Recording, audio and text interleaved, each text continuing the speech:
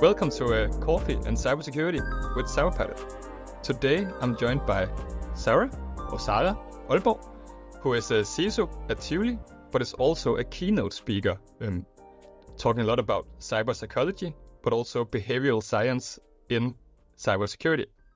And you're actually our first guest who are not working at Cyberpilot, so you're our first external guest. Oh, So I'm really happy to have I feel you. humbled. Yes. And maybe you'll start about maybe putting a few words on who you are yourself. Yeah, I could do so. I'm well, as you said, my name is Sarah, and I'm have the world's best job, as I get to do cybersecurity in the Danish amusement park called Tivoli. Every day I go on my bike and I go to Tivoli, and I'm smiling, and I'm just like, yay, I got to go to Tivoli and do cybersecurity. So besides that, I have a blog. And I have a book on the way. It's coming out later this year. And then I do, as you explained, I do the keynote speaks, all on my big interest on the human brain and how our subconscious mind affects us when we're working within the field of IT security. And that's an interesting topic also for us, because that's a bit about what we also tap into. Mm-hmm. And that's also why it makes sense to have you here, because I think we are going to talk about two things. We are talking about what is this field of humans and cybersecurity in a broader term. And then we'll also jump into three things that companies can start doing from your perspective when they work with humans and cybersecurity. Yes. Because you kind of caught my attention with a post on LinkedIn saying security awareness is dead. And that kind of hurt from our perspective, because we are selling security awareness training. That's no secret. Mm-hmm. But it also made me curious about what you mean, because when I read into it, it was also because it's a field that moves kind of fast. Mm-hmm. So what it was 5 years ago might not be the same today. And it also has a lot of names. So what should we call it? What is it? And I'm kind of curious to hear your take on the whole thing. So basically, this was the title of a book I once started writing, Sarah's book on why security awareness must die, and it was because I have a lot of experience within IT security, and I've been a security program manager a few times. And the first time I got to do security awareness, it was just a small task of updating a code of conduct, and I did the update, those 12 little rules, and I did a nice little brochure, and I handed it out. I even got a manager to sign it. It was very official. And then I was just, when is something going to happen? And I was waiting, and nothing happened. And then we did an article on the code of conduct, and we couldn't really see a difference in the security incidents or anything happening. So, and that made me curious. And why is it that nothing happens? We told them so, based on that old belief that people are very rational, and if we say things, people are going to act. And actually, it ended up in taking an education as a behavioral designer, because as I dug into this field of human behavior and what is it that changes behavior, it got more and more interesting. And now I know that just because we are aware of things doesn't mean we change our behavior. So basically, that's why I believe the term awareness must die, because we all know that we should sort our trash. We all know we shouldn't eat that cake at 3 o'clock in the afternoon, because else we will gain some kilos. We all know we are supposed to spend time with our kids and not scroll mindlessly on the phone. And we all know these things, but we don't do them. And this is why I think that if we still name this field of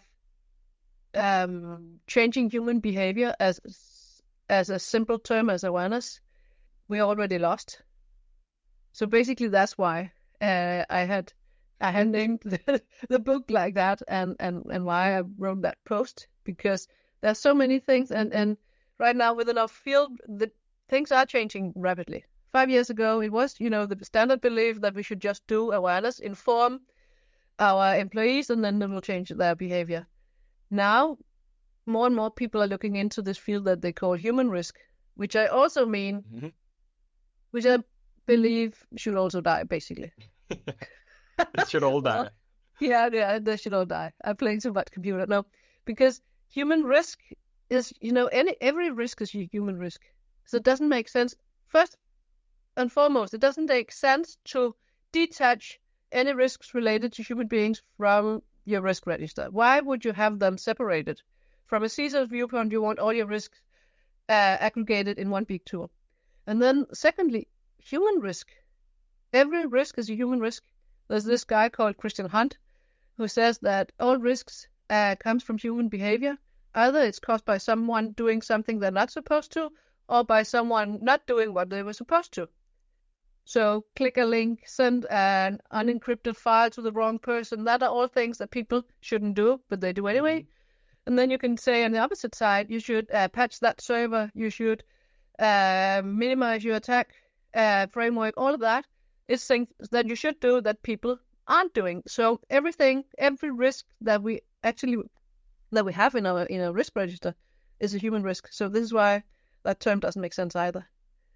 Yeah. I haven't really found the right term, but I genuinely believe that for every risk assessment you do, you should do a behavior analysis as well, and then not detach that whole field from risk management.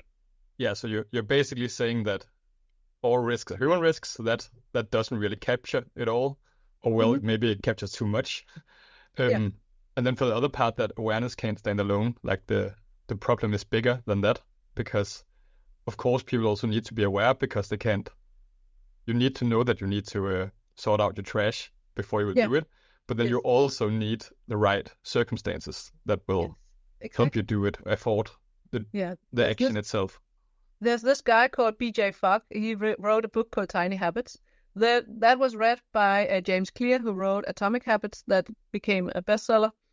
But B.J. Fogg, he says that three things have to be present for people to have a certain behavior. There has to be ability, and there has to be intention, and then there has to be a trigger.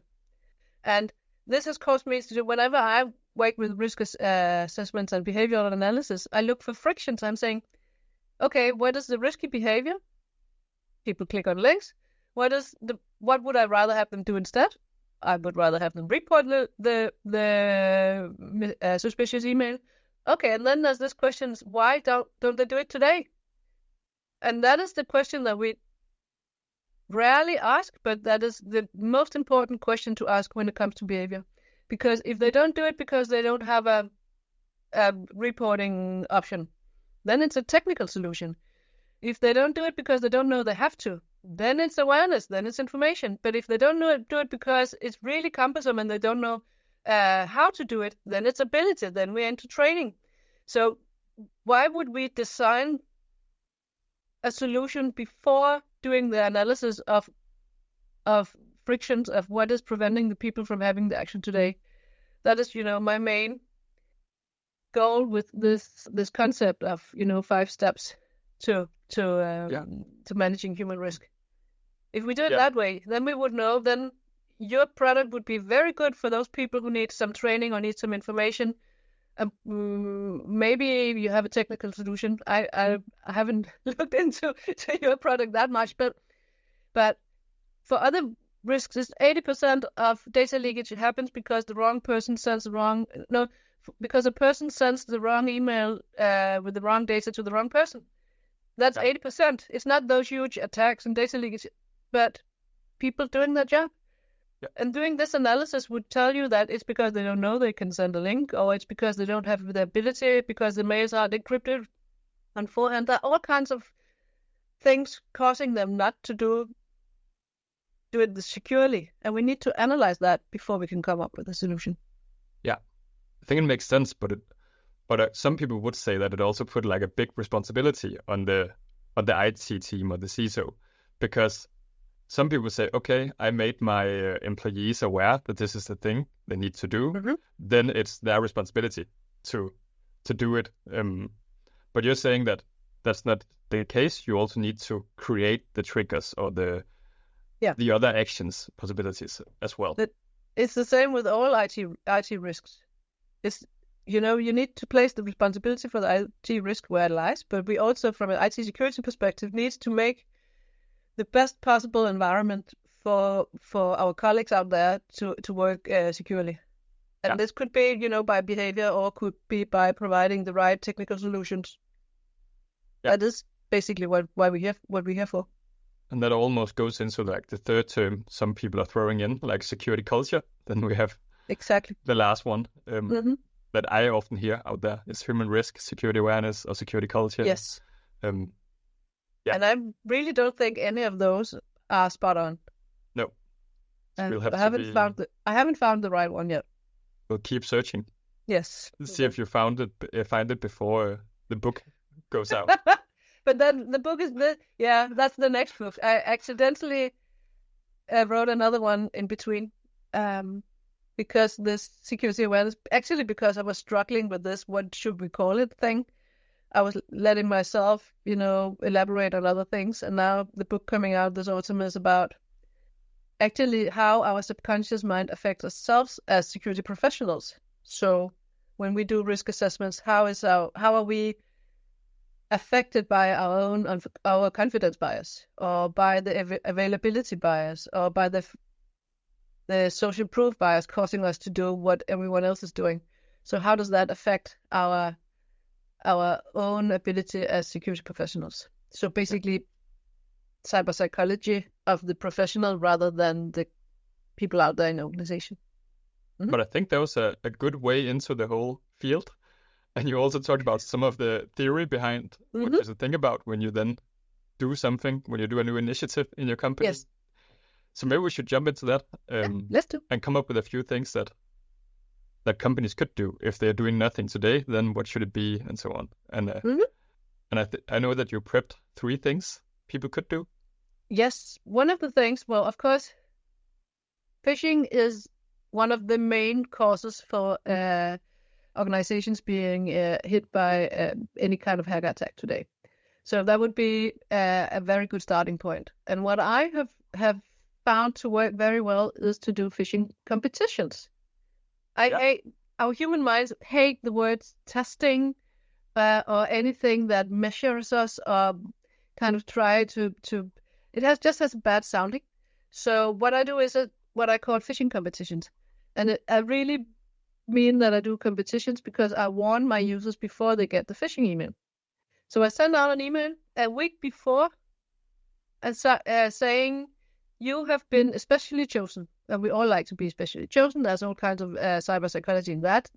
And then within a week, you will receive a phishing email, catch it with your brand new reporting button or whatever you call that button in your organization to gain a ball in a lottery. And then underneath that, I would write like 5 key points to recognizing a phishing email. And then there would be, those things that it's speedy or it creates feelings, or all of those things that we normally preach. And then it almost sounds like a phishing email itself. It does. There's a bait and there's a reward. Yes, it doesn't have a link or anything. And then within this week, and it can, be 2 days, it could be 5 minutes, it can be like 6 days, they will receive a phishing email. And if they catch it, they will get an immediate, wow, congratulations, you caught the fish. So our human minds like the feedback thing. If they accidentally click the link, they will get a copy of the email they clicked with, signifiers on, oh, you should have noticed the address. You should have noticed the feelings. You should have noticed that it was unrealistic that the board of directors would grant you personally 1 more week of vacation. Something like that. And then after the week has stopped, I will send out, thank you all for participating. And then I would just randomly choose a winner and go out personally as the CISO with a handwritten card and congratulate the winner with a small prize. And doing it this way, I'm really using 5 different human biases within this. It's almost like, a marketing campaign thing. But it teaches my users that they need to report emails. It teaches them how to do so. It teaches them how to recognize a phishing email. And because they know they're going to get it within a few days, that knowledge and information will be stored differently in their brain there's a long-term memory and a short-term memory, and because they know they're going to use that information very soon to recognize the phishing email, the brain will store it differently. So by doing these competitions, I do them like 4 times a year, 6 times a year, depending on the organization and the size of the organization and the size of the bulk of users that I will be phishing. I have several times now achieved within 6 months a year a reporting rate on 63, 67%. So it really, really works. And those percentage are in those silent campaigns that I do in between, where I don't tell people that I'm phishing them, but I'm measuring, what would they do if it was really phishing email. Yeah. So it's a huge game changer to use that human psychology to inform, and, it's also dragging in things from the didactical, teaching things. It draws on so many different disciplines, but it works. So that would be the first thing that I would initiate, would be, to get people to report rather than ignore phishing emails. That also, I think that's interesting because it also turns it around a little bit, where a lot of the times you will report on how many clicked it and how many submitted data or logged in. But this turns it around, looking more at how many reports it. Yeah, you should never measure a click rate. Doesn't make sense, because it will just measure the click rate of that exact email that you send out, and you can phish anyone depending on how you create the phishing email. It's scary, but anyone can be phished. But measuring the reporting rate is where you measure how prone are my users to report, and how much do they actually catch, and how aware are they of how to catch a phishing email. Yeah, exactly. It's definitely more. It's easier to compare as well. Yeah. Because that's the goal in the end. Yes. I think that's also something that we have been struggling with, because we do measure click rate, but not comparing it to each other, because you can't compare one email to another email. There's so many factors. There's both what's in it, but also the timing of it and who's it for, and so many things. So you can't just say, okay, but now we're better than the last time, because maybe it was the email instead. Yeah. So basically, I believe that you should measure the reporting rate of the last 3 phishing emails sent out of those silent where you didn't warn people. And that medium of those 3 is what you need to report. You also take into account the variation of the difficulty of the phishing emails. Yeah, that makes sense. So what's the second thing? And now, I know that you're providing possibly a great tool, but I preach do your videos yourself, do your teachings yourself. So I do little, I'm pointing with an imaginary phone. I do little videos myself that I send out to my users. I have in my job a lot of people who are not sitting in front of a PC. They're on their phones daily. And, we also have a lot of young people. So they will be on their phone staring into the screen, waiting for the bus or whenever they get the chance. So I figure I have to be where they are. And today, reading articles is very rarely done. But watching little movies and, is something that has caught up with us. You see the TikTok and the YouTube and all of that. So I figured I have to try it out. So do little videos. If you want your users to know how to do a complex password, do a video. I have made one. It takes 1 minute and 16, where I just simply stand in front of the screen and tell people how to create a complex password. Do 1 minute on why they need to use the VPN. 1 minute on why they need to use multi-factor authentication. Those little videos that you can send out that people can watch with the least possible effort and still get taught. It's kind of like micro-learnings, but you have to do them yourself, because you want the IT security people to be the ones that are approachable. So they see your face, so when you get into the canteen or when you walk around the hallways, people will recognize you, and there's a much bigger likelihood that they will approach you and ask you for guidance, or if they accidentally do something wrong, they will know that you are a kind person and they feel that they know you personally, so they will contact you so you can mitigate. So homemade videos is the thing. And then I have the third thing that I like to do. I have, a saying, a principle that you can't change behavior from your desk. You need to get up. So that would be the third thing. I have tried every time I get a new job. It sounds like I do that all the time. I don't. But I try out different positions within the job. So in Tivoli, I've been trying to be a bartender. I've been, sitting by internal service. I've been walking along colleagues at the hotel to get an idea of their daily day. So walking change management is a recommendation. Get up from your desk, get to know people, talk with them, understand. Oh, you have 31 different team sites to get that information. And then you can understand their struggles and you can understand why they sometimes do shortcuts. And then you can take all that information back and maybe come up with more secure solutions for these people. Yeah. Sounds fun when you're working in Tivoli. It is fun. It is. Well, working in Tivoli is unimaginable. I think that's also a good tip, because it's pretty much like when you're doing a startup or a company, you also have to like research your market and your customer. And this is the same, just with your own employees, figuring out how does their everyday life look. Because going back to the first one and all the theory, if you need to find those triggers and if you need to find those actions they should take, you need to understand what they're doing every single day. So those three, if you start with those three, you get to know your organization. You've already, started mitigating with those phishing competitions. You've started informing people with those homemade videos, and you get a face, and you get to show how approachable you are.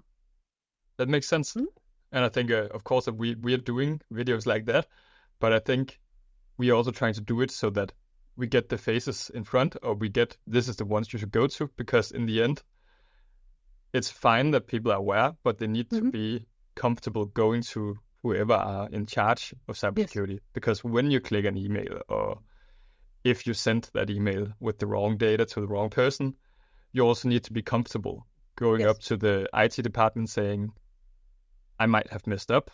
What can we do? Exactly.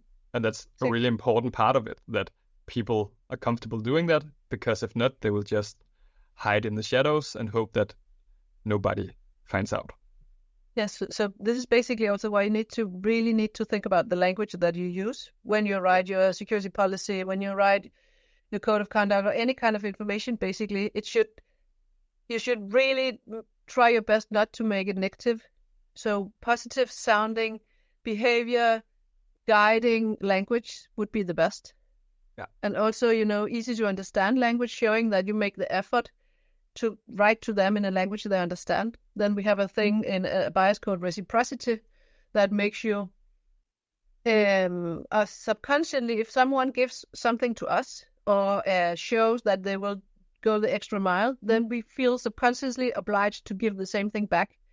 So if you do that, if you are mindful of trying your best to inform these people or show them that you understand, then they will feel subconsciously obliged to give you something back, and that could be potentially what you ask for.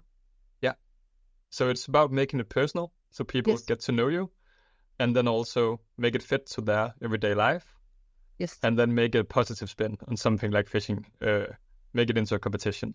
So I think, yes, exactly. I think they also work well together, the way you I hope so. Preach it. Yeah. But I actually think that's all I've had on the agenda. Do you think there's anything else that you would like to say or get off your chest? Well, I think that if people are working within this field of, we could call it security awareness just for today, but they should really look into this whole behavioral science field. There's so much good knowledge that we can use and apply within our field in IT security. And it's actually, people who are working with it are also very good at storytelling. So you're actually entertained while reading that. So that would be my recommendation for further, development within the field. So to dive into that field as well. Well, thank you for joining. I think that's it then for today. And thanks for having me. Hope that everybody out there enjoys it as well. And if you do, then click subscribe And you can also follow Sarah on LinkedIn. Then you will definitely know when the new book goes live and see a lot of other good things. See you out there.